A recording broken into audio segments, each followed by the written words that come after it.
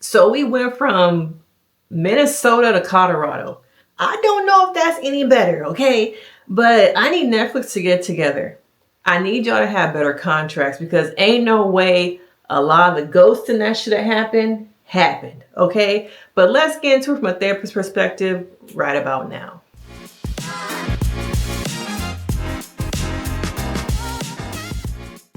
Welcome back. We are on season 9. How did we get here so fast? Okay.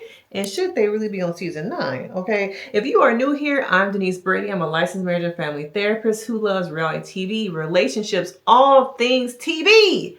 And over here, I'm going to give you a little bit of something different. Okay. We're going to recap these shows, but you're going to learn today about yourself because some of y'all are a lot of these people in these shows. So we are back. Hit that like, subscribe, turn the notifications too, okay? Because we got a lot of things happening in October and you need to be right here up front, up close and personal, okay? Now, of course, Netflix dropped 6 episodes. That's the indicator to me, okay? That take your little episodes. We're not too happy with this season. So we're trying to roll it out real fast to move on to the next thing. Okay, the last couple of seasons we've had shows, Netflix, when it comes to reality TV and Love is Blind, you can tell where their attitude is about how they feel about the season, where they drop us 3 episodes or 6. They didn't give us half the season. So that let me know right there, they not really effing with it. Okay, so let's get into these episodes 1 through 3. Now, we went from watching paint dry in Minnesota to now watching dense conversations. Because ain't no way, are these people real? Is this really how it is in Colorado? Now, if you watch Married at First Sight Colorado, you're not surprised. Because we got some of the same type of people during that season of Married at First Sight. But we have these people, some of y'all think they're weird. I think they're dense. Okay, they're dense, awkward, and a little bit hard to watch because it's like, why are y'all robotic? Do people not know how to have conversations? Do people not care anymore about having deep conversations? Okay. We've had love triangles, dramatic exits, ghosting. Oh yeah. Spoiler alert. Spoilers. Okay. But 44 minutes into the first episode, tell me how we already got an I love you and a proposal. How fast can you really fall in love with somebody? Is it that? Is it the foundation that, is it Ally, and Anton relate upon coming to America and learning about learning English? Was it really that? Was it desperation? In some ways, they're kind of giving me, okay, we are going to get engaged, fall in love, and be the unproblematic couple that once we say I do, Netflix will throw us away. Because we know once a couple is successful, no drama, what does Netflix do? Bye. We only want the drama. Okay. We don't, y'all made this look like it worked. And yes, we in this to show that love is blind, but at the same time, that was season 1. Okay. We on season 9. We don't care about that no more. All right. So I'm not sure if they're going to really give us much. They seem to, click. But saying I love you to someone so fast, is it really realistic, or is it just being this bubble that you find somebody and you're kind of like, oh, you're my person. You're the person I've been looking for. And y'all know I hate the you're my person. You're my person. I just feel like there's a billion people in this world. I'm not quite sure that I believe that there is a person or persons.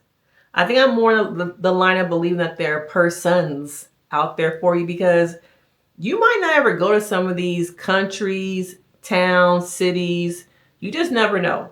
So I'm glad that they seem to click, but it was just too fast. 44 minutes in, roll the tape back. Okay, because it was definitely 44 minutes and I believe 26 seconds that we got the, you're my person, I love you. But then again, I'm wondering if it's desperation.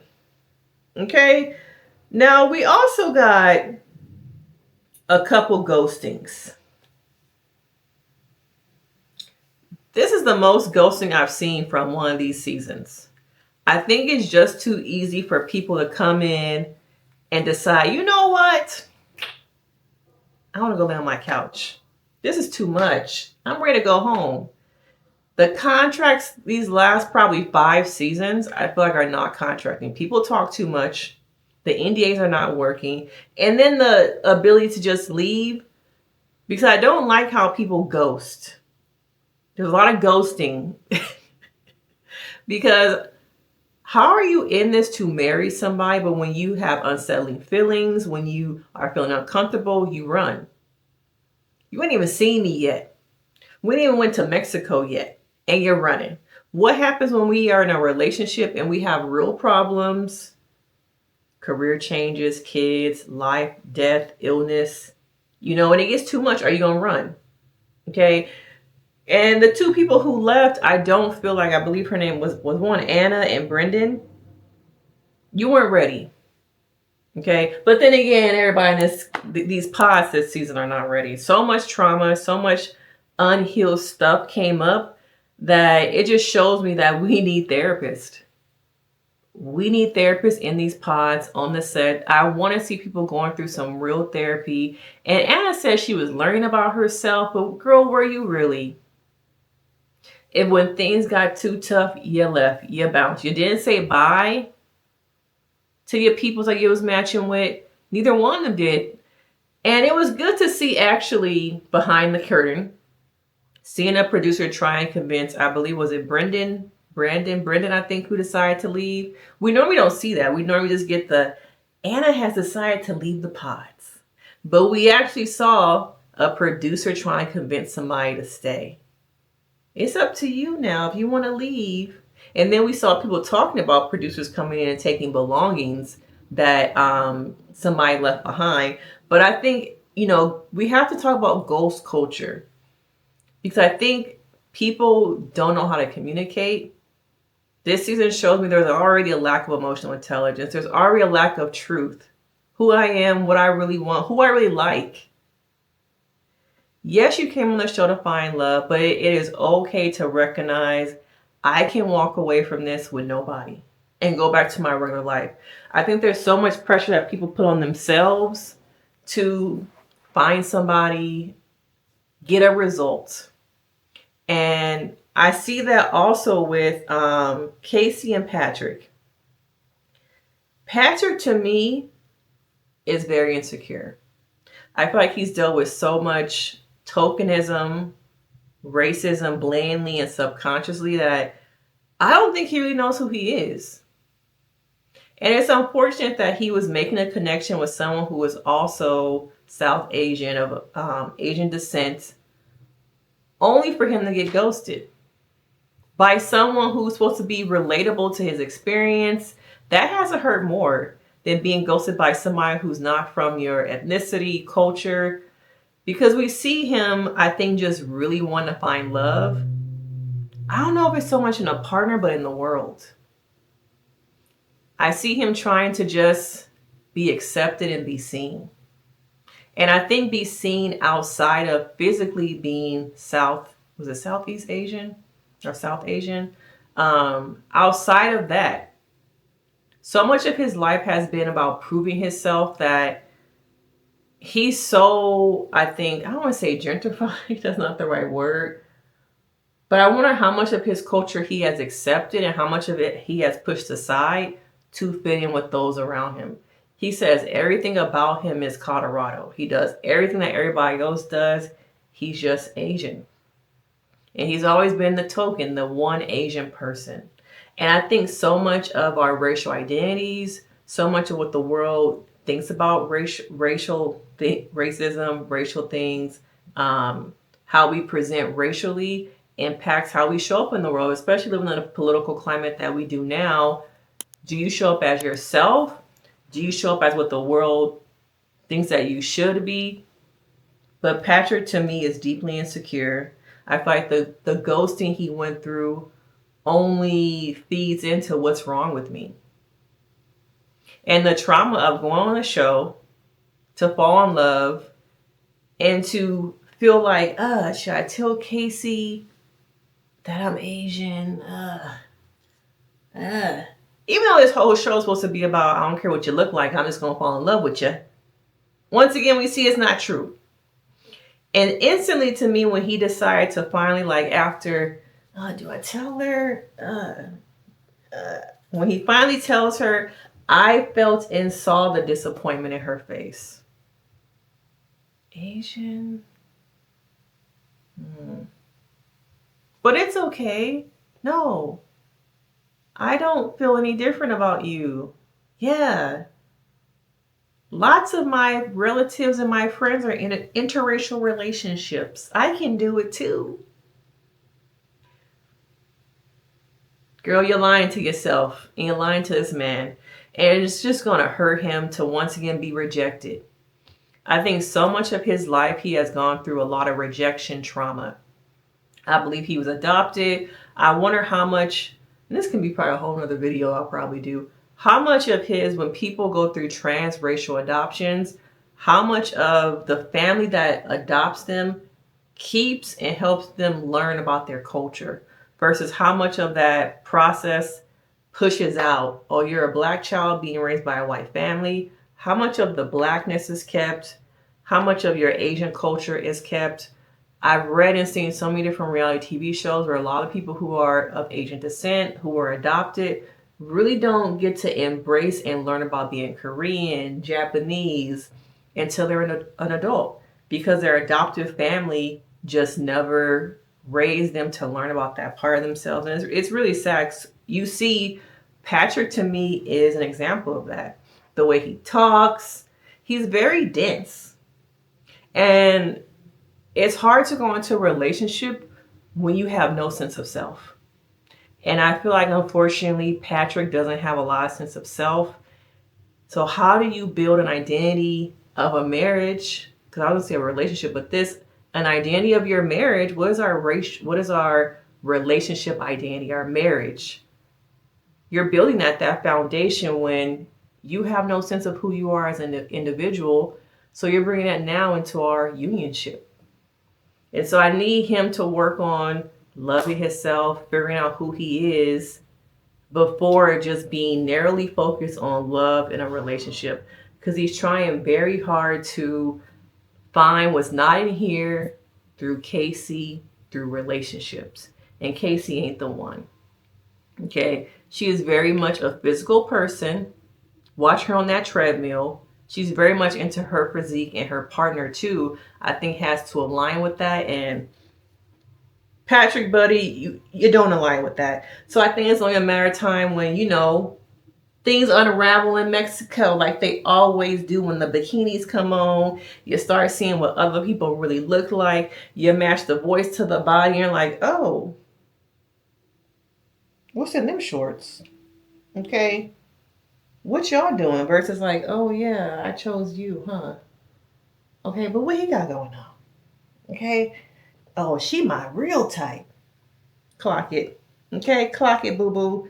Now we also get KB and Edmond. Child, I have so many thoughts and feelings about them. There's a part of me that's like, Edmond very much has not gone through deep therapy about being in foster care, not knowing his parents. He is very much, to me, stuck in some arrested development, and his mind is very much still where his trauma first happened. He's a big child. Okay. And I think there are times where women want men who are vulnerable, true to themselves, can talk about their feelings and emotions, but this ain't it. This is immaturity. This is someone, to me, that I think that frontal lobe is not fully developed. Reading the room.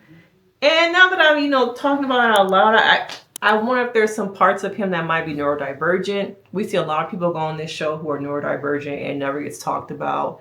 There can be an aspect of that third in your relationship, you, your partner, and then maybe being neurodivergent and you being neurotypical. Correct me if I'm wrong, if that's the right word. But I think with them, it's just kind of like, it's very romanticized. Edmond in KB's mind can be that person that's like, oh, I can be soft. I can tap into my emotions. I don't have to always hold it down as a Black woman. Okay. I can allow somebody else in to be that person. I think in her mind, through the wall, Edmond is that person. But Edmond is eating his boogers. He licking the flow. That tongue that he put on the floor is supposed to go between my legs and in my mouth. I don't think so. Okay. Clean up on aisle 7. Clorox, Ajax, all of it. Okay. Listerine ain't going to do it for me because where else he been putting his mouth at? But he is a walking contradiction. There's like oh, this is what I've been looking for. Softness, vulnerability. He cries. He presents, not to me as a therapist, but maybe to KB, he presents emotionally intelligent. A man who's in touch with his feelings. Just what I've been looking for. Nah, girl, run, run, run, run.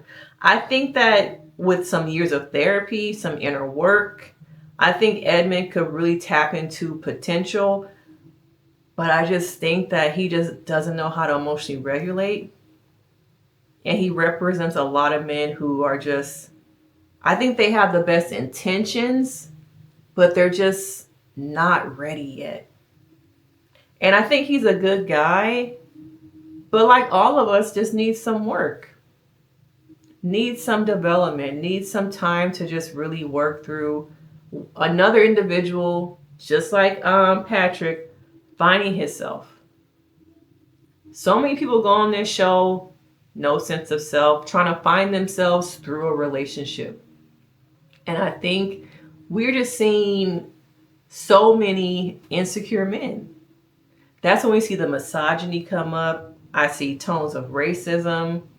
And how does all that fit into a relationship? It doesn't. It doesn't equate to a healthy relationship. It does not equate to forever. Okay? And then we also get Madison and Joe. He ain't feeling her. It's interesting to watch these people walk through those doors, and you can kind of see the body shape, the curvation, before they open the door. And it's just the like, oh, you're different than what I was expecting. The voice, it feels like I'm kissing a stranger. But oh, I like you. Oh yeah, let me get out on one knee and propose. Even though realistically you're not what I go for. You're a little bit curvier than what I'm usually I usually fuck with, but here we are. And I don't look like a jerk. So yeah, I love you, and here's your ring. I didn't really see a lot of, to me, the caressing, the let me hold you tight. Here's a hug. Not the like, oh my God, it's just so good to like finally feel you, see you. Let me look at you up and down like, wow, I love you. Like, yes. It wasn't that. It was the like, oh, okay, you're on TV. Fix your face. Yeah. Like kissing a stranger, huh? Huh? Y'all got any more girls back there in that pod? Okay. And we always see this on these reality shows between, I know this is the same production company, Kinetic Content, Married at First Sight and Love is Blind. When we hear the words at the beginning, but you're a stranger, it's like kissing a stranger. It's like being in the bed with a stranger. Red flag, red flag. Okay. That's a sign this ain't going nowhere. Okay. The stranger.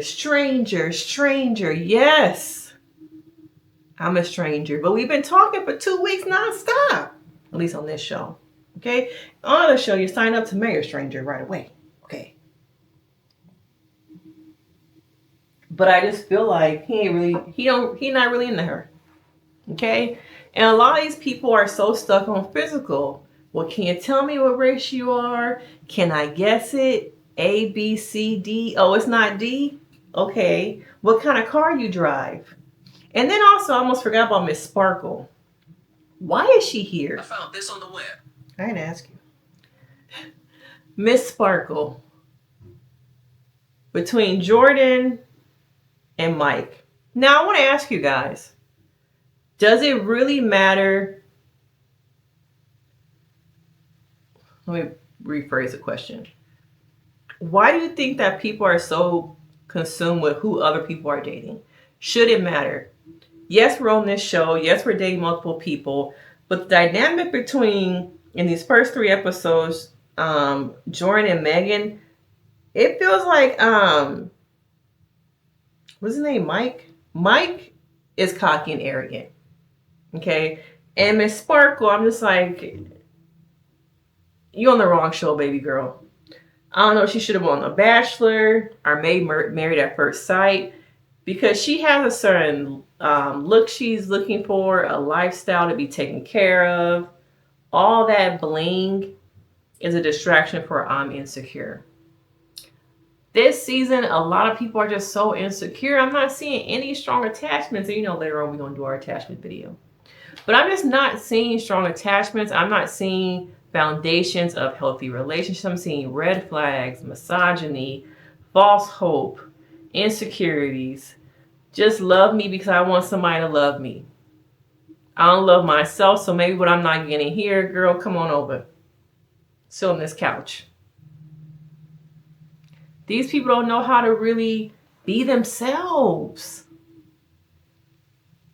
We are looking at very much a lost generation. People really who don't know themselves trying to go into marriages. That's what Love is Blind has really become. A lot of these reality shows in general have become lost people trying to find themselves in relationships. Okay? But I think that the only couple I really see working out right now is it Alia or Ali and Anton. The rest of them ain't gonna work. You know, Madison and Joe, he's not attracted to her. And though he said, you know, she is potentially going to go blind, it's not a big deal. I don't care. Come on now. Come on now. And then Miss Sparkle being with, would she really be with a man who has a child?